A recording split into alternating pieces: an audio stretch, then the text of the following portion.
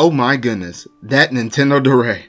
Oh gosh, if you hadn't seen my reaction video for that, man, that mess was absolutely crazy.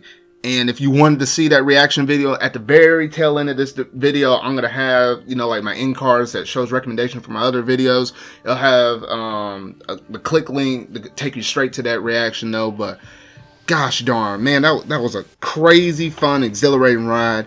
And I'm here today to discuss and talk about all the stuff that was revealed in the Direct, the things I liked, maybe some of the little things that I may have not liked, but overall my general impressions over the whole entire Direct. So sit back and relax and let's get ready to dive into this latest Nintendo Direct from September 4th of 2019.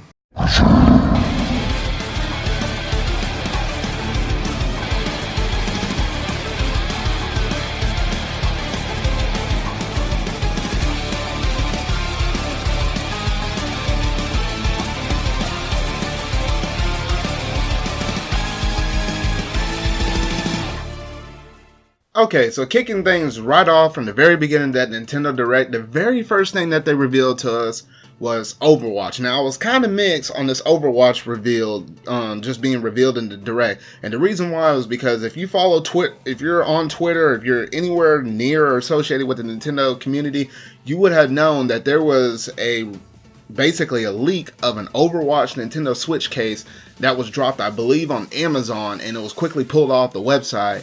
And since that moment, we pretty much kind of all knew that Overwatch was coming. And I do remember in the past, Blizzard said that it would have been kind of tough for them to bring over Overwatch or something on the lines of that. But they did drop Diablo 3 last year, so it kind of made sense naturally for them to go ahead and drop Overwatch now on the Switch. And it's going to drop out in October. And overall, I think me, along with many other people, thought, hey, if you would have released this at least a year ago, I think the hype for it would have been significantly higher than what it is right now. Because I think it kind of went through its phase where, of course, there's still people playing it though, but it's like maybe not as many people are probably going to be interested as they would if it would have been a year ago. Because at first, I was looking up stuff for this and seeing, all right, I might get this if it comes out on the Switch, but now it's later and there's so many other games coming out. I'm just kind of overlooking this one though, but it is very nice to see Overwatch finally making the leap over to the Nintendo Switch. So then moving on to the next thing, we had Luigi's Mansion 3. Now, originally when I was sitting there, I was like, okay, we already knew this game is coming out on Halloween Day, so I was like, alright, they gotta show something new.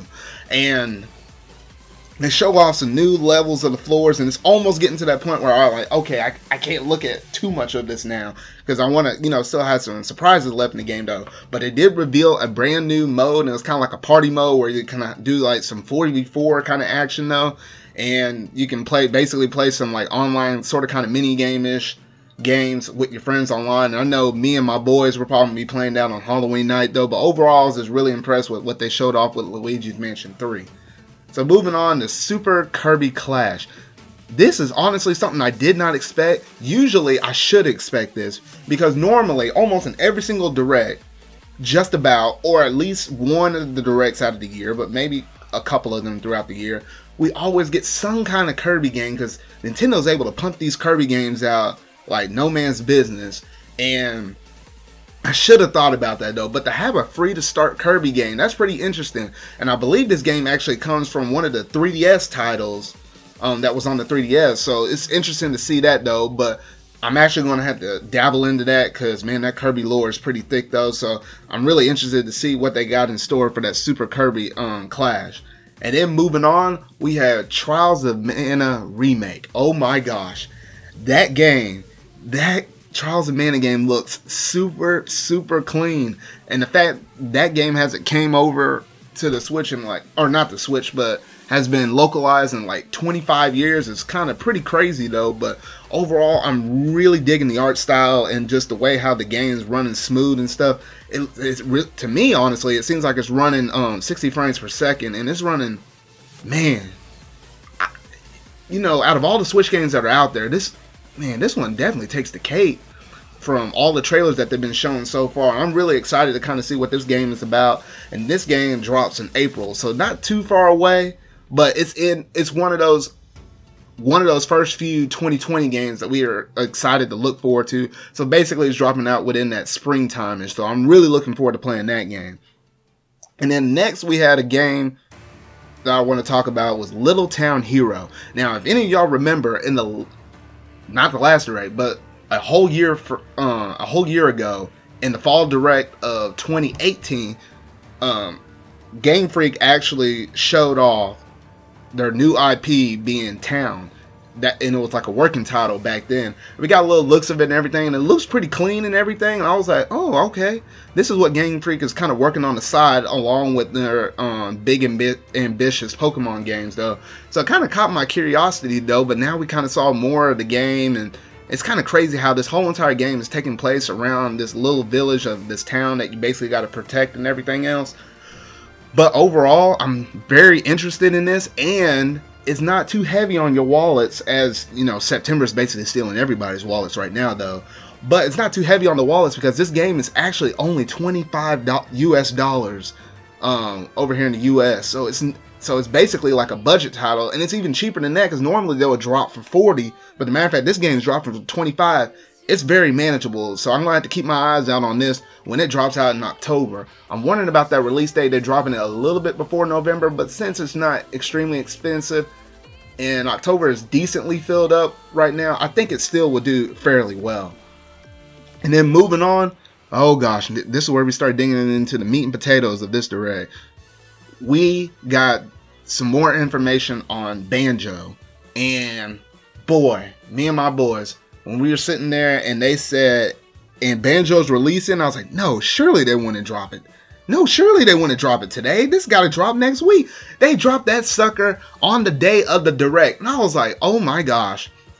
So I was like, dang, boys. I was like, we're going to have to get online and test this boy out and everything else, though. But overall, I was pleasantly surprised with that Banjo release of it being able to shadow drop on the day of the direct. But moving on to Challenger Pack number 4. Oh boy, that's where things get a little interesting. And we basically knew that this character was basically, if you followed any kind of rumors, leaks, or speculation, anything online, I know some people don't like to be spoiled, so some of them may have been able to avoid it though. But the general consensus online was the matter of fact that the next Smash character for DLC Pack number 4 was going to be an SNK character. Because Nintendo on Europe actually, there was like a page listing for it where it showed basically the publishers and, you know, the copyrights and everything else. And it basically said the SNK character.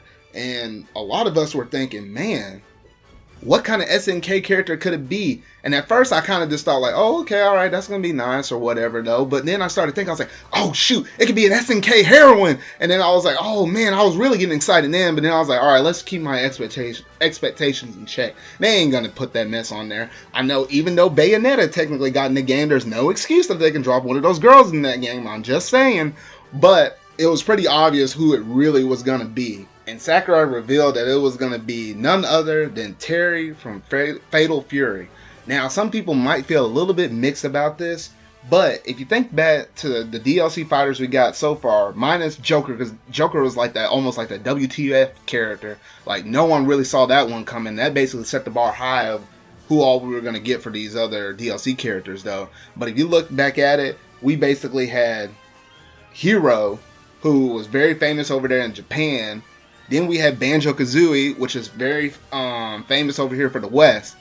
And for this newest character being Terry, he's famous in the Latin America. So it seems like for the past 3 DLC fighters, they've been fan favorites of characters that long-awaited characters they wanted in Smash for all of these different regions across the globe. So definitely Sakurai is pleasing not just fans of one region like Japan, but all across the globe. So that's super interesting. And as soon as we were about to say, alrighty, there's only one character left, and everybody might have started going into speculations over what that could be, Sakurai comes out and says, hey, there's more. And I just blew up. It was crazy.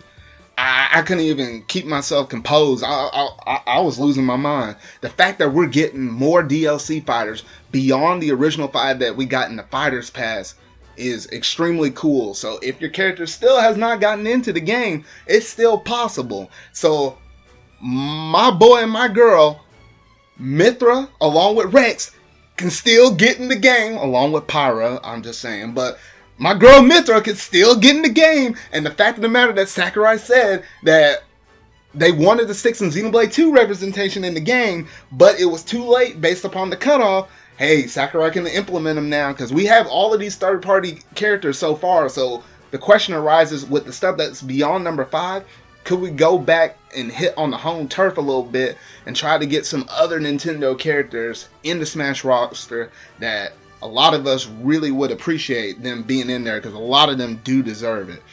But that's pretty much all for the Smash stuff. And I'll go ahead and quickly jump to the Smash Direct real quick, with the biggest reveal in that, other than just seeing all of the Banjo gameplay and all of his stage stuff, was, gosh, those Mii Fighter costumes. We had some Mega Man in there, we had some Mega Man X, we had Pokemon representation with the Team Rocket Grunts, and along with one other one though, but it was all pretty cool. But then the impossible became possible. My boy, Sans from Undertale, the Undertale, managed to get up into Smash. It's not no regular, oh, this Mii actually looks like he's just wearing a helmet and you can see his neck and everything else, and he's just wearing a shirt that would have said Under. No. This is the full-blown model representation of Sans himself, the man from Undertale. Oh gosh, I lost my mind. And man, oh goodness, you're gonna have to listen to this clip, because man, we all went wild. Oh, yes! Damn, Yo,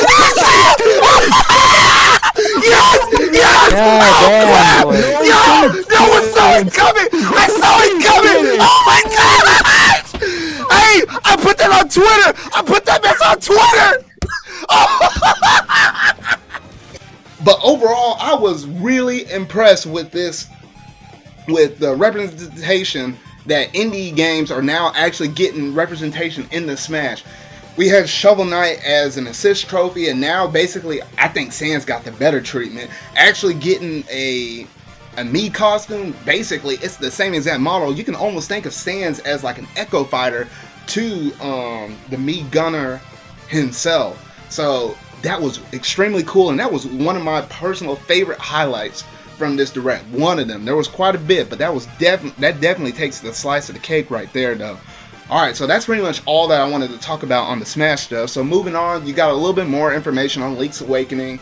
At this point, it's just basically, the remake of the Game Boy game. So, I mean, they added some new stuff in there, like the dungeon maker, and you can incorporate some of your amiibos to save it. I believe the transfer it to other people's games, though. So seeing Link's Awakening is pretty cool. A couple of weeks around the corner, so really looking forward to that.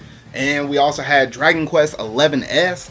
And with that game, oh gosh, man, if you hadn't played the demo, you really need to. That demo is like 10 hours long, roughly about 10 hours long. And if you want to do some grinding, man, you can extend your playtime hours on that. And all of the save progress from that demo translate over. The matter of fact, you get the 2D mode. So the 2D mode that that a lot of people are familiar with from the first game all the way up to like the 10th game. That mode would be represented, as well as the 3D mode, and the matter of fact, you can switch back and forth in between. That's all pretty cool and some stuff I'm really looking forward to. So I'm really looking forward to when that game drops near the very end of September. Now, this is where things got a little crazy for me though. But Emily Rogers said that she's, like one famous person that a lot of people kind of look to see for leaks. She said basically we're going to get a Wii U port of some kind. So a lot of people started thinking Super Mario 3D World or Pikmin 3, and I was really thinking Pikmin 3, to be honest. And that's what I was expecting to be a Wii U port for this Direct, though. But no, Nintendo pulled one out of left field, boys. They put Tokyo Mirage Sessions FE into the game, ported that mess over to the Switch, and I was like, oh gosh, I just blew up and lit up, because man, that was this one game I just really thought that needed a second chance on the Switch, because the original copy sold about 300,000-ish kind of copies, and that was on the Wii U. So the matter of fact, it's getting a second chance in life on the Switch is really exciting and amazing, and I'm pretty sure hopefully they throw the uncensored version into there, because since the Switch is region free, you'd be able to technically play the Japanese version if you want to, so why not just make it the standard base no matter where you're at in the world. So I'm really looking forward to when that game drops. And we don't have to wait too long for that one. That one actually drops in January. So if you're a fan of Fire Emblem, or if you like that Atlas style kind of gameplay, it's kind of similar to Shin Megami Tensei. So if you kind of like that series, kind of like with the Persona, but mainly the Atlas style with the Shin Megami Tensei, I highly recommend that you try this game out. And it's a game I'm looking forward to playing at some point while I have my Switch. And moving on, now we have Doom 64. Now, as a matter of fact, we're able to play not only Doom 1, Doom 2, Doom 3, but now we got Doom 64, the Doom 2016, along with now Doom Eternal. Oh my goodness. As a matter of fact, we can play pretty much every single Doom game up to this point on the Switch. It's pretty crazy in itself, though. So I know a lot of those Doom fans are looking very excited. And I was just looking at the gameplay from Doom 64. They made some quality of life improvements. They lightened it up because apparently, from what I heard, the Doom 64 version of the game was actually very dark. So just seeing this game being brought over is just another win for Doom fans, and probably could pretty much hold them over until when Doom Eternal actually drops on the Switch sometime later this year. Now, next, you had the Pokemon Sword and Shield information. And now with this information, they basically gave us like four things to kind of focus over. And just running through a few of them real quick, we basically had the Pokemon Camp that was revealed, and it's basically kind of like your interaction thing, kind of like what they did in Let's Go, but it's kind of realized on the Switch. The customization of the game, oh my goodness, man, they made a lot of quality of life improvements to that, because I know it was like fairly limited, like where you of course you can change your hair or change your your clothes and styles though, but it seems like they even went even deeper with this, and there seems to be a lot of different variety of stuff. I just hope that just as many variety as they have for the female trainer, I hope they have for the male trainer as well though. So yeah, looking forward to all of that. And there was also the big thing being they revealed 2 new Pokemon in this direct. That being one that actually looked like very similar to a teapot from Beauty and the Beast. I ain't gonna lie, that's what that really reminded me of. And then the second one was a Pokemon that looked like a pelican. It was like basically blue and everything else. I probably will have the details running up on the screen because I can't remember the exact names of it yet. I hadn't committed those Pokemon's names to memory just yet though, but overall, it was nice little good information. With it not being in the Pokemon Direct, I wasn't expecting a crap ton of information. It was a little disappointing how we didn't get to see like what are the potential evolutions for the starters yet though. I'm pretty sure that's Nintendo, or not Nintendo, the Pokemon company is going to do their own thing, and they're probably going to show that on their own Pokemon Direct or whatever though, because they really like holding most of their cards to their own chest though. And then moving on, we had those SNES games for the Switch Online, and man, it was long awaited to have those games be brought over to the Switch Online. And I was like, man, me and my friend Mario especially, he was waiting on those SNES games for quite some time. And the fact of the matter that they revealed that those SNES games were coming, what was it? It was like near close to like the beginning of 2017, like almost close to when the Switch was about to launch or whatever. And they said, hey, with that online service, we're going to be able to play NES and SNES games. But it's been almost 3 years, 2 years and a certain amount of months since then. And we finally got it. It was kind of a way to keep people to resubscribe, because subscriptions were going to expire roughly within like a week or two from the time period of the direct air. So it was pretty cool. I played a little bit of the SNES games right now as of this moment, and overall it's actually been a pretty good smooth experience so far. So I really been enjoying it. Oh, and one other thing, Tetris 99 got a 2.0 update, which you can play today, and they basically added more DLC, and they basically added a feature where you can also do things where if you manage to win a Tetris 99 event and basically be that 1 out of 99 people that won, you basically have a special mode for that, as well as they having some daily events where you can accumulate tickets, where you can buy certain Nintendo themes like the Mario theme, the Legend of Zelda theme, and even the Donkey Kong theme. And those were all pretty cool. If you ever take a moment to either sit down and try to get those events, or if you try to sit down and listen to some of those things, those are all pretty cool though. So moving on now, we have Mario and Sonic at the Tokyo 2020 Olympics. And the matter of fact that they had those classic games as well up in this game, that's actually something that's fairly interesting in terms of the dream events and everything. And honestly, I hadn't played a Mario and Sonic game since the original Mario and Sonic Olympic game, since the original Wii, or technically with the Winter Sports one as well that was also on the Wii. Those were the main two I mainly play. But from what I heard from a lot of people, it's probably the next best thing since the London Olympics games though. But overall, this one has me on the fence because I would like to play it, but at the same time, there's so many other games I'm really interested in that they showed off. It's just hard to get to though. But I'm interested to see people's reactions to it when the game finally drops in November of this year. And then basically next, you kind of had a kind of a highlight reel, and there were a few other games that was kind of announced in between some of the ones I just recently covered at first. And you had games such as Daemon X Machina that should be dropping out later this month. You had other games such as The Outer Worlds, The Witcher 3, which is actually impressive to see The Witcher 3 actually be running on the Switch to even begin with. We had the return of the Obra Dinn. We had Deadly Premonition 2, as well as the Deadly Premonition, the first one.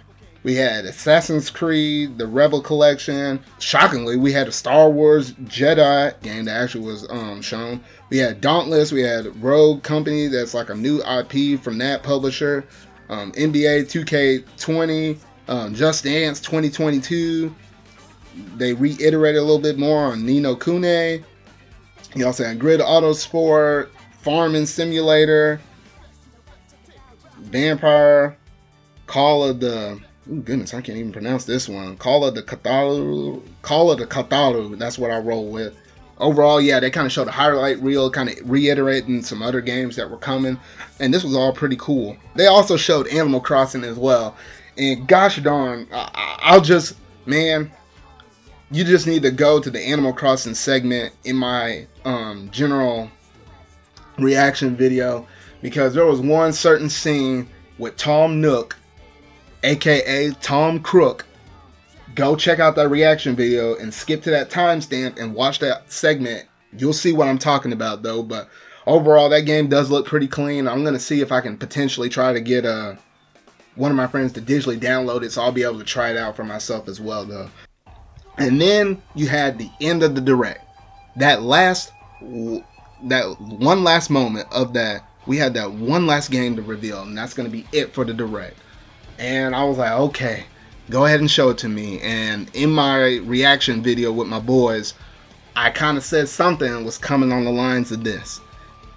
And they opened it up, and you saw them blue skies, and you saw that grass, and it's like, hold on, this looks a little bit familiar, like a game I played in 2017 a little bit.